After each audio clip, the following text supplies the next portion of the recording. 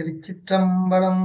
தென்னாடுடைய சிவனே போற்றி, எந்நாட்டவர்க்கும் இறைவா போற்றி, காவாய் கனகத்திரளே போற்றி, கைலை மலையானே போற்றி போற்றி. எல்லாம் உள்ள பரம்பொருளாகிய சிவபெருமானுடைய 3 கையெழுத்துக்களை பற்றி சிந்தித்தோம். இப்பொழுது 4வது கையெழுத்தை பற்றி சிந்திப்போம். இப்பொழுது உலக பொருளாதாரத்திலே அமெரிக்க அதிபர் ட்ரம்ப் வரி போடுவதும் அப்புறம் வரியை குறைப்பதும் இது நிறைய நிகழ்ந்து கொண்டிருக்கிறது. நமது இந்தியாவிலும் அதுபோல நடக்கிறது. இது எல்லாம் இப்பொழுது நடந்து கொண்டிருக்கிறது. ஆனால் இந்த வரி விதிப்பு என்பது கடந்த காலங்களில் நடந்திருக்கின்றது. வரி குறைப்பு என்பதும் நடத்தி கொண்டிருக்கிறது. இது முதலிலே தொடங்கி வைத்தவர், இந்த வரி விலக்கை முதலில் தொடங்கி வைத்தவர் சாட்சாத் சிவபெருமான் தான். இது எங்கே நிகழ்ந்தது என்றால், நம்ம தமிழ்நாட்டுல சென்னை மாநகரத்தில் இருக்கிற திருவொற்றியூர் என்ற ஊர்ல தான். அப்பொழுது இருந்த மன்னன் எல்லா ஊருக்கும், திருவொற்றியூரை சுற்றி இருக்கிற எல்லா ஊர்களுக்கும் வரியை போட்டு அனுப்பிவிட்டான். எல்லா ஊரும் வரி கட்டணும்னு சொல்லிட்டான். ஆனா எல்லாரும் வரி கட்டிட்டு வந்துட்டாங்க. ஆனா திருவொற்றியூர் கிராமத்துல மட்டும் வரி கட்டல யாரும்.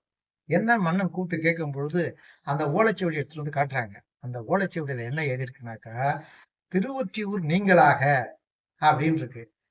உடனே அந்த யார் எழுதினாரோ அந்த ஓலைச்சுவடி எழுதினவரை கூட்டு மன்னன் கேட்கறான். பார்த்தா நான் எழுதுங்கிறான். அப்ப மன்னன் படிச்சு பார்க்கும்போது அதே ஓலைச்சுவடி போகுது. எழுதினவனும் கொடுத்த ஓலைச்சுவடி அதே ஓலைச்சுவடி தான். ஆனா யார் இதில் இடையில வரி விலக்குன்னு போட்டது பார்த்தாக்கா, திருவொற்றியூர் பெருமான் படம்பக்கநாதர் தான் திருவொற்றியூர் நீங்களாக அப்படின்னு போட்டார். அப்பொழுதுதான் மன்னன் சுவாமியிடம் மன்னிப்பு கேட்டுட்டு திருவொற்றியூருக்கு வரி விலக்கு கொடுத்தார்.